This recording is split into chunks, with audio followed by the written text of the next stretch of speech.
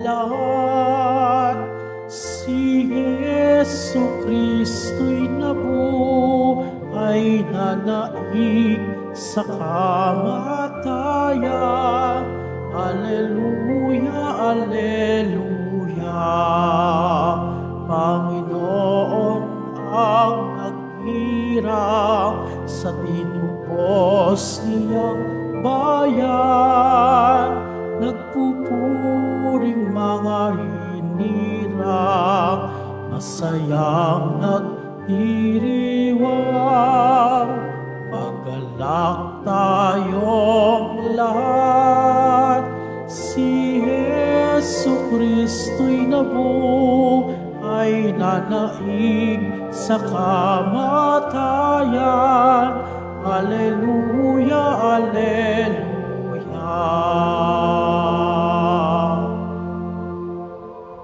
Simulan natin ang banal na pagdiriwang sa ngalan ng Ama at ng Anak at ng Espiritu Santo. Amen.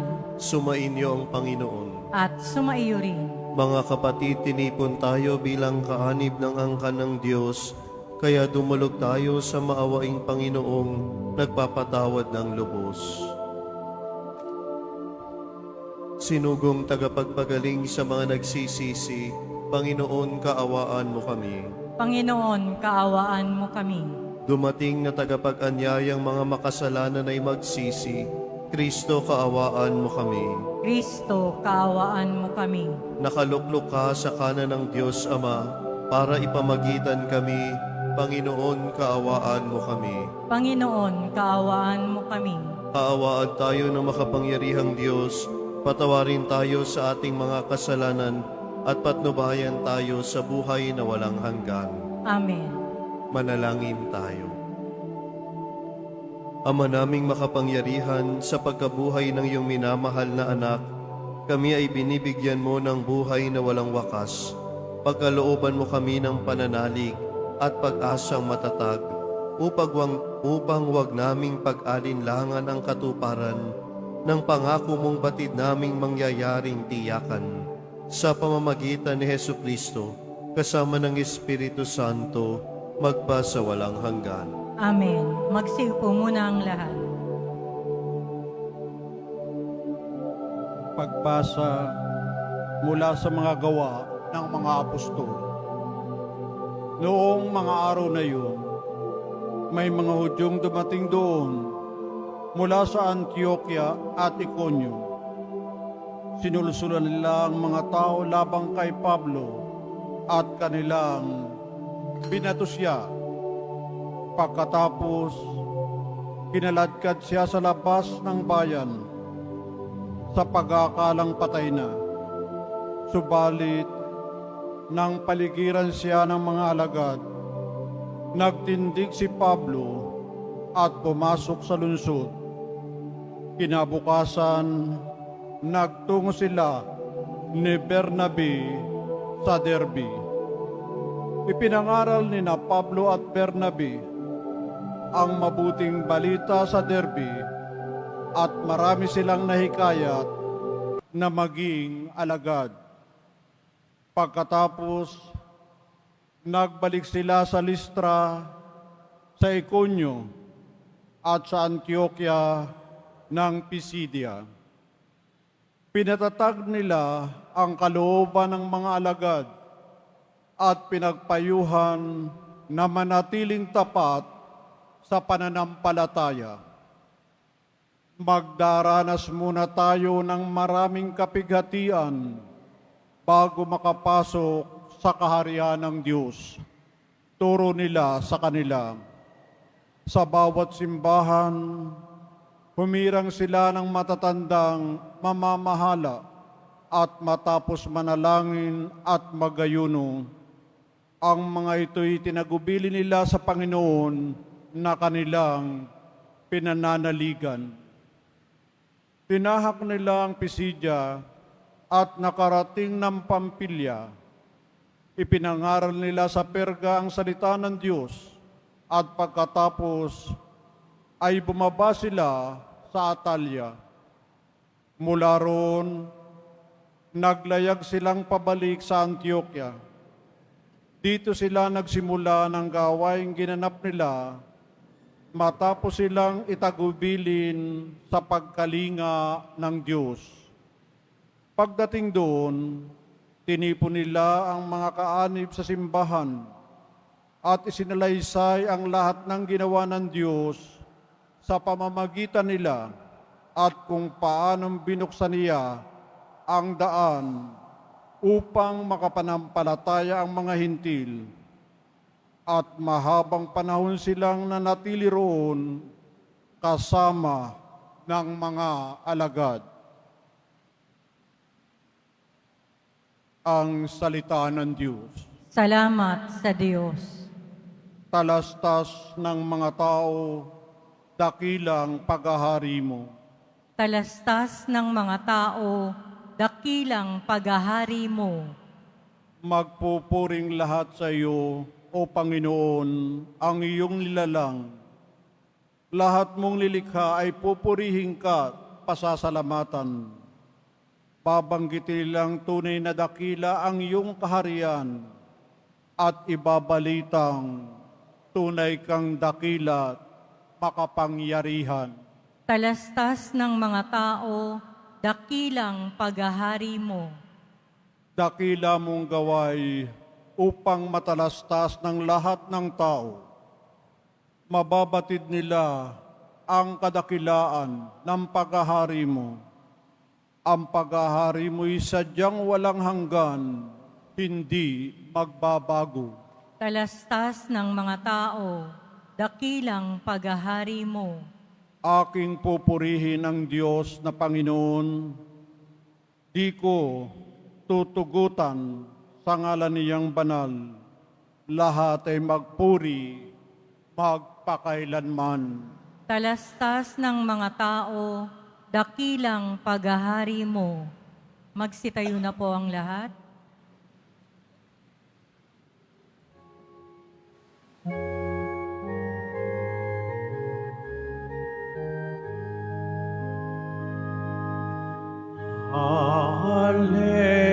Hallelujah, Hallelujah,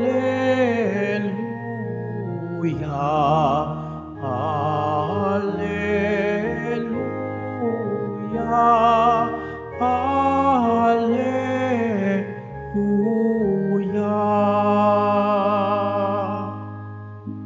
Si Kristo'y laang magtiis, nang tagumpay ay makamit at sumaatin ang langit. Hallelujah, Hallelujah, Hallelujah.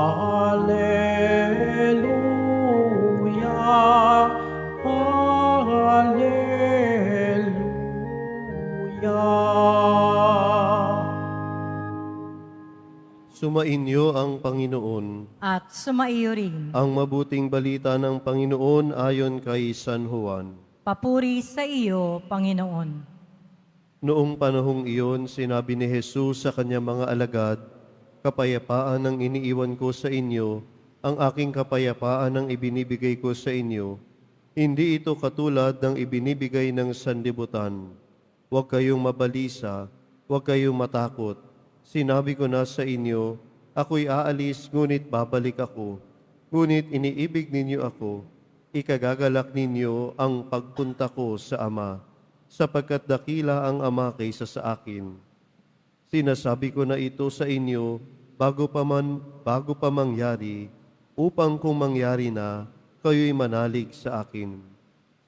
Hindi na ako pakahahaba ng pagsasalita sa inyo, sapagkat dumarating na ang mga pinuno ng sanlibutang ito.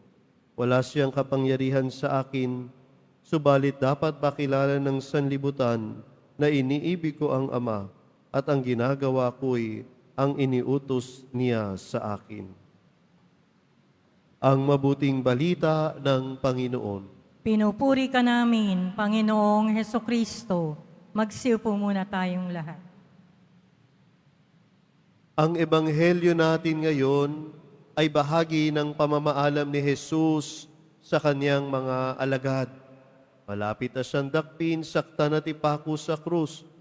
Sa halip na ituon ang pansin sa sarili niyang paghihirap, iniisip pa rin niya ang kapakanan ng kanyang mga alagad.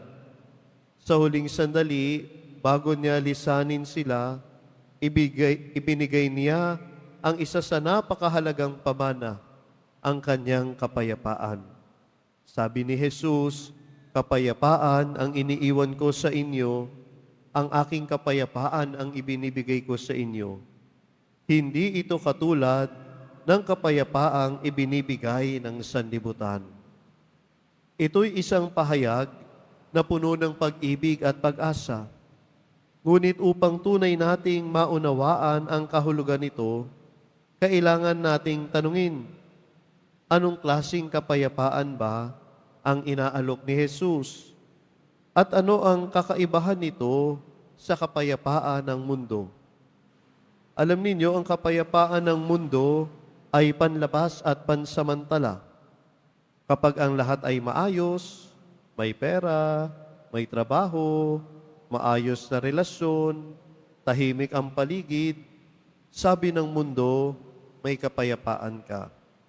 Pero kapag nawala ang mga bagay na ito, nawawala rin ang kapayapaan.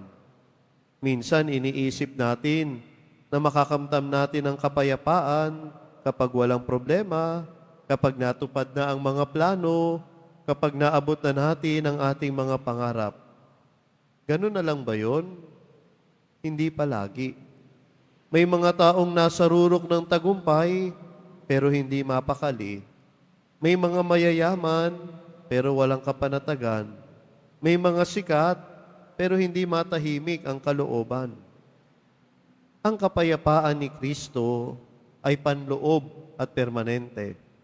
Ang kapayapaang ibinibigay ni Jesus ay hindi nakasalalay sa kalagayan ng mundo, kundi sa ugnayan natin sa Diyos Ama. Kapayapaang nanggagaling sa pagtitiwala na anuman ang mangyari, kasama natin ang Diyos. Ito ang kapayapaan na mananatili kahit may sakit, kahit may problema, kahit may gulo sa paligid. Kapayapaan ito na bunga ng pananampalataya. Tingnan natin si Jesus. Alam niyang siya'y ipagkakanulo, tatanggihan, sasaktan, pero hindi siya nabalisa.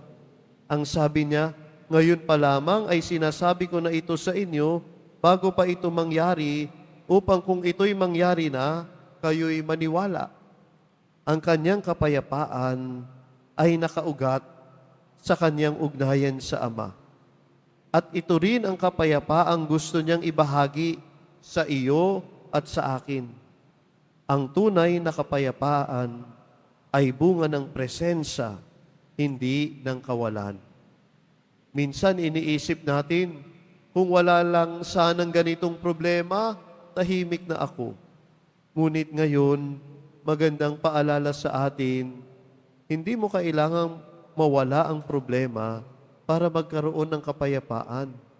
Ang kailangan mo ay presensya ng Diyos sa gitna ng problema.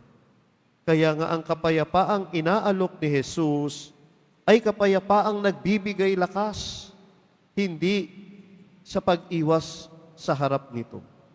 Ito ang kapayapaang taglay ng mga martir, ng mga santo, ng mga taong simple, ngunit malapit sa Diyos.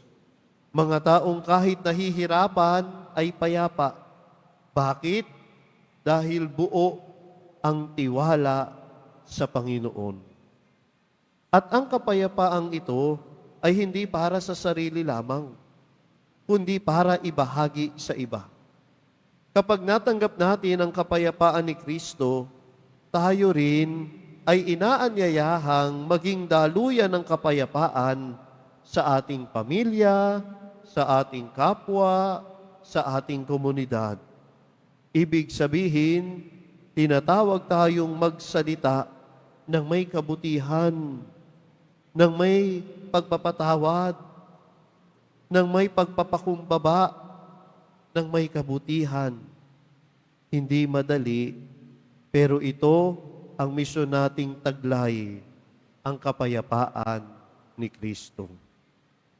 Mga kapatid, sa gitna ng maraming kaguluhan ngayon, gera, kahirapan, pagkawatak-watak, sama ng loob, pagkalito, inaanyayahan tayo ni Jesus na tanggapin ang kanyang kapayapaan.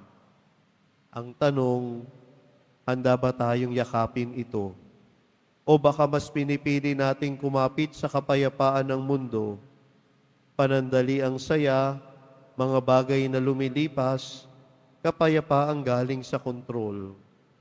Ngayong araw, tanungin natin ang ating sarili, ano ang nagpapagulo sa aking kalooban? Kanino ako kumakapit sa panahon ng kagipitan? Paano ko hinahayaan ng Diyos na manahan sa aking puso upang magkaroon ako ng tunay na kapayapaan? Mahal na pong Jesus Nazareno, Ikaw ang aming kapayapaan. Tanggalin mo ang takot sa aming puso. Turuan mo kaming magtiwala sa iyo, hindi sa mga bagay ng mundo. Gawin mo kaming daluyan ng iyong kapayapaan sa aming pamilya, sa aming simbahan, at sa aming bayan, upang nang sa lahat ng bagay, ang Diyos ay papurihan. Amen. Magsitayo na po ang lahat.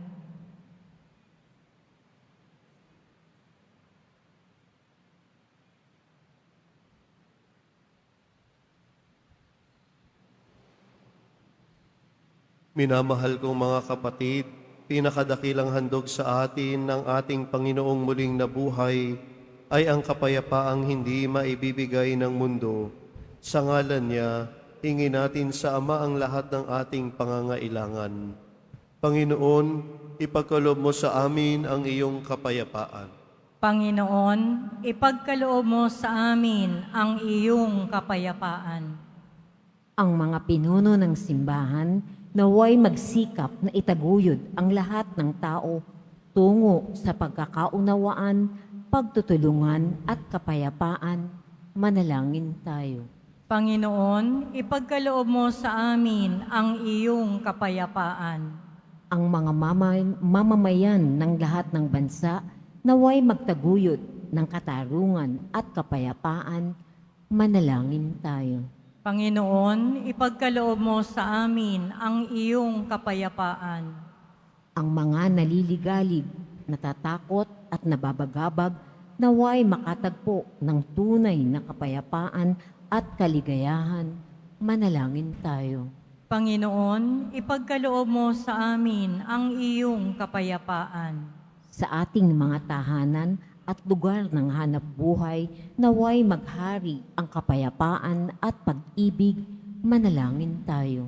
Panginoon, ipagkaloob mo sa amin ang iyong kapayapaan. Ang mga yumao naway magtamasa ng walang hanggang kapayapaan. Manalangin tayo. Panginoon, ipagkaloob mo sa amin ang iyong kapayapaan. Panginoong Diyos, ipagkaloob mo sa amin ang kapayapaang kailangan namin. Tulungan mo kaming makipagkasundo sa aming mga sarili, sa aming kapwa, at higit sa lahat sa aming mga kaaway. Hinihiling namin ito sa pamamagitan ni Kristo na aming Panginoon. Amen. Magsiupo muna ang lahat.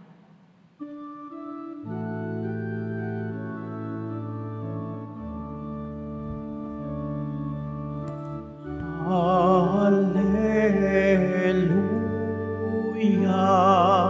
Alleluia,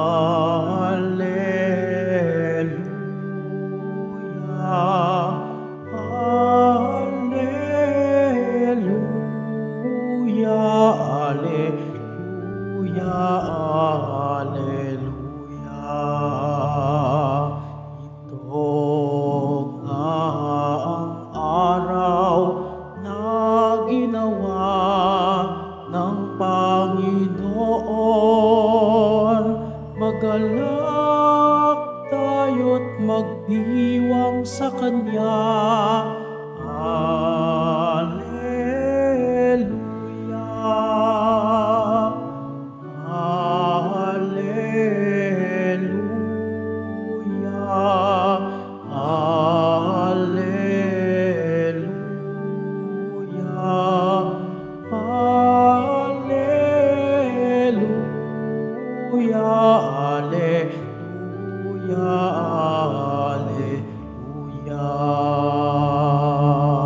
Magsitayo na po ang lahat. Manalangin kayo mga kapatid upang ang paghahain natin ay kalugdan ng Diyos samang makapangyarihan. Tanggapin nawa ng Panginoon itong paghahain sa iyong mga kamay, sa kapurihan niya at karangalan, sa ating kapakinabangan at sa buong sambayanan niyang banal. Ama naming lumikha, tanggapin mo ang mga alay ng iyong sambayanang natutuwa, ang pagkabuhay ng iyong anak na niloob mong aming ikatuwa ngayon, ay papagbungahin mo ng galak na manatili sa amin habang panahon. Sa pamamagitan niya kasama ng Espiritu Santo, magpa sa walang hanggan. Amen. Sumainyo ang Panginoon. At sumaiyo rin. Itaas sa Diyos ang inyong puso at diwa. Itinaas na namin sa Panginoon. Pasalamatan natin ang Panginoong ating Diyos. Marapat na siya ay pasalamatan. Ama naming makapangyarihan, tunay ngang marapat na ikaw ay aming pasalamatan. Ngayong ipinagdiriwang ang paghahain ng Mesiyas, ang maamong tupa ng tumubos sa aming lahat. Naghahaing walang humpay ang anak mong minamahal, upang magkasalo-salo ang tanan sa piging ng iyong buhay. Hindi na mamamatay ang inihain sa krus. Ang sa krus ipinakoy, buhay lagi bilang handog. Kaya kaisa ng mga anghel na nagsisiawit ng papuri sa iyo, nang walang humpay sa kalangitan, kami nagbubunyi sa iyong kadakilaan. Santo, Santo, Santo, Panginoong Diyos ng mga hukbo, napupuno ang langit at lupa ng kadakilaan mo.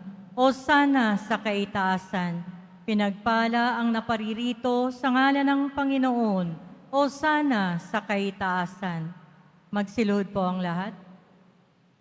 Ama naming banal, ikaw ang bukal ng tanang kabanalan, kaya't sa pamagitan ng iyong Espiritu, gawin mong banal ang kaloob na ito, upang para sa amin maging katawan at dugo ng aming Panginoong Hesukristo. Bago niya pinagtiis ang kusang loob na maging handog, hinawakan niya ang tinapay, pinasalamatan kanya, pinaghati-hati niya iyon, iniabot sa kanyang mga alagad at sinabi, "Tanggapin ninyong lahat ito at kanin, ito ang aking katawan na ihahandog para sa inyo."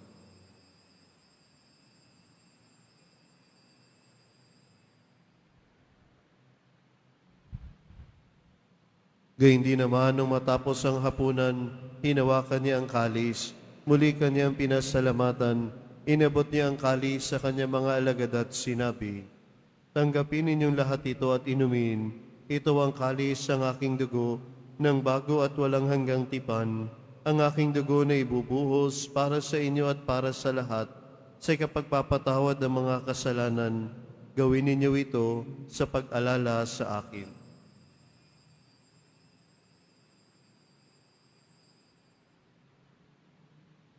Magsitayo na po ang lahat. Ipagbunyi natin ang misteryo ng pananampalataya. Si Kristo'y namatay, si Kristo'y nabuhay, si Kristo'y babalik sa wakas ng panahon. Ama, ginagawa namin ngayon ang pag-alala sa pagkamatay at muling pagkabuhay ng iyong anak. Kaya tiniaalay namin sa iyong tinapay na nagbibigay buhay at ang kalis na nagkakaloob ng kaligtasan. Kami nagpapasalamat dahil kami iyong minarapat at tumayo sa harap mo para maglingkod sa iyo. Isinasamo namin kami magsalo-salo sa katawan at dugo ni Kristo ay mabuklod sa pagkakaisa sa pamamagitan ng Espiritu Santo. Ama, lingapin mong iyong simbahang laganap sa buong daigdig. Puspusin mo kami sa pag-ibig, kaisa ni Leon na aming Papa, ni Jose na aming Obispo at ng Tanang Kaparian. Alalahanin mo rin ang mga kapatid naming nahimlay na may pag-asang sila'y muling mabubuhay, gayon din ang lahat ng mga pumanaw. Kaawaan mo sila at patuloyin sa iyong kaliwanagan.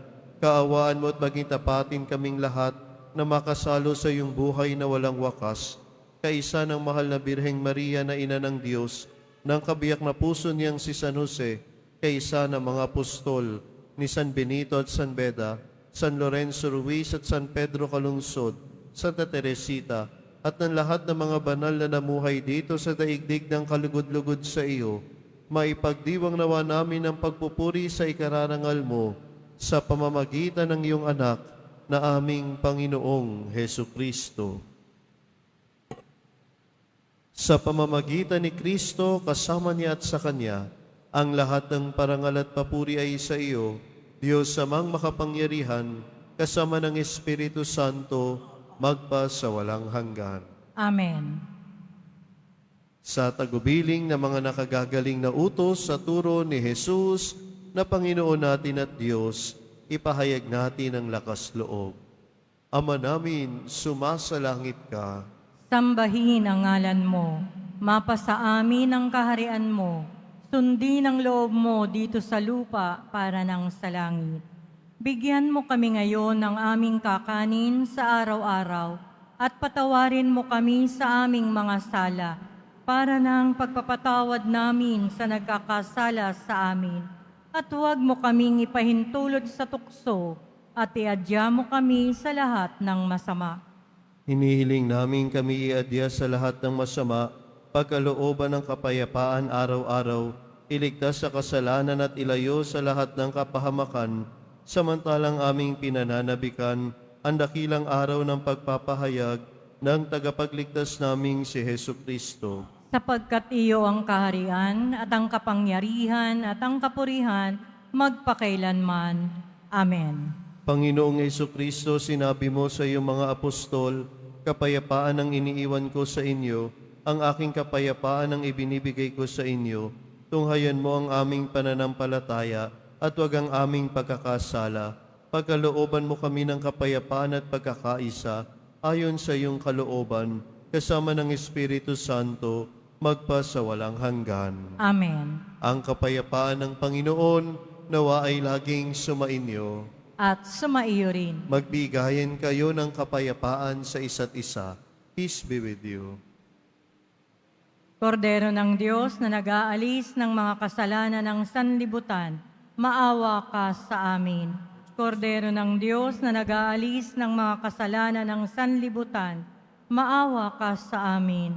Kordero ng Diyos na nag-aalis ng mga kasalanan ng sanlibutan, ipagkaloob mo sa amin ang kapayapaan. Magsiluhod po ang lahat. Ito ang kordero ng Diyos, ito ang nag-aalis ang kasalanan ng sanlibutan. Mapalad ang mga inaanyayahan sa kanyang piging. Panginoon, hindi ako karapat-dapat na magpatuloy sa iyo, ngunit sa isang salita mo lamang ay gagaling na ako.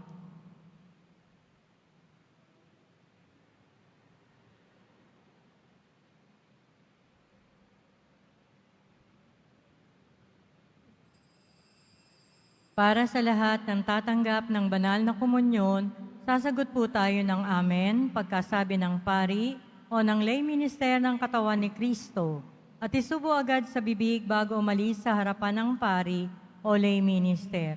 Sumunod po tayo.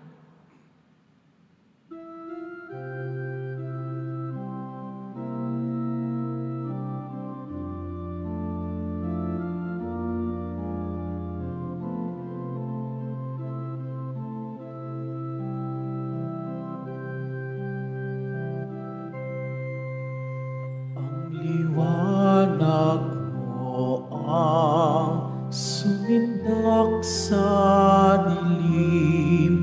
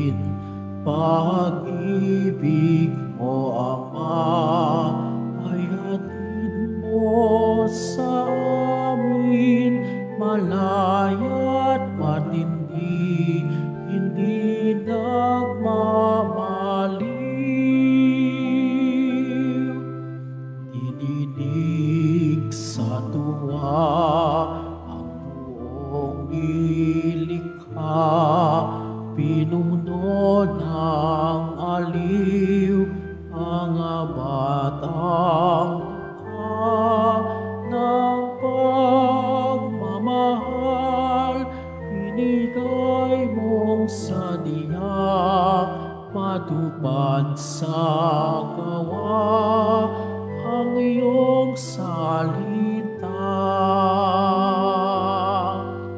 Ang liwanag mo ang sumindak sa dilim, buong kalangitan nagsaya't nagmuning. Kumislap, pumindak ang mga bituin, nilikha ang lahat ng mga lupain. Pag-ibig mo, Ama, ay hatid mo sa amin, malaya't matindi, hindi nagmamaliw.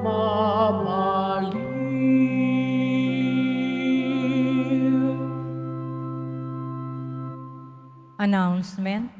Mga kadiboto, mabibili pa rin po sa ating parish office ang Nazareno Images, Nazareno Medallion, at ang Nazareno Novena and Prayer Booklet in English or Tagalog.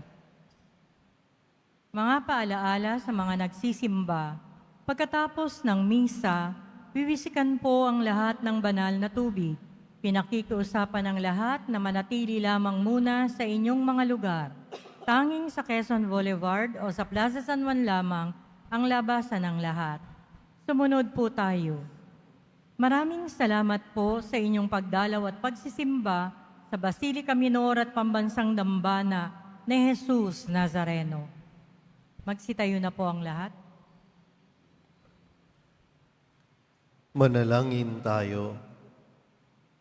Ama naming mapagmahal, tunghayan mo at lingapin ang iyong sambayanan na minarapat mong makinabang sa pagiging pangmagpakailanman.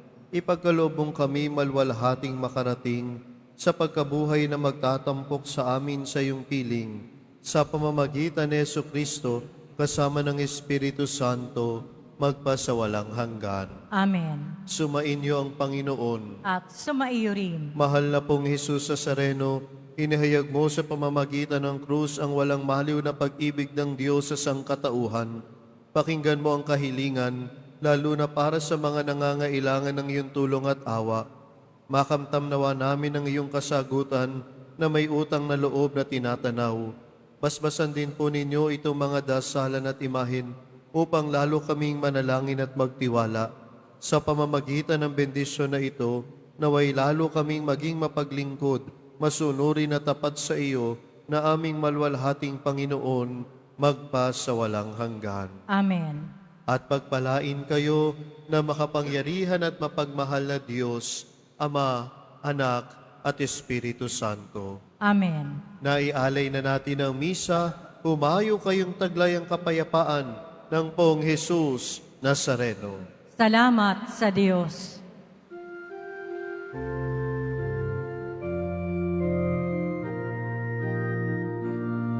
Nuestro Padre Jesus Nazareno, sinasamba ka namin,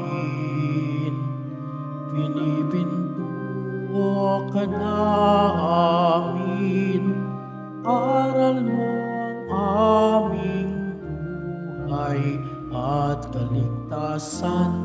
Nuestro Padre Jesus Nazareno, iligtas mo kami sa kasalanan. Ang krus mo kinamatayan ay sagisag ng aming kaligtasan. Nuestro Padre Jesus Nazareno, dinarangal ka namin. Nuestro Padre Jesus Nazareno, niluluwalhati ka namin. Nuestro Padre Jesus Nazareno, dinarangal ka namin. Nuestro Padre Jesus Nazareno, niluluwalhati ka namin.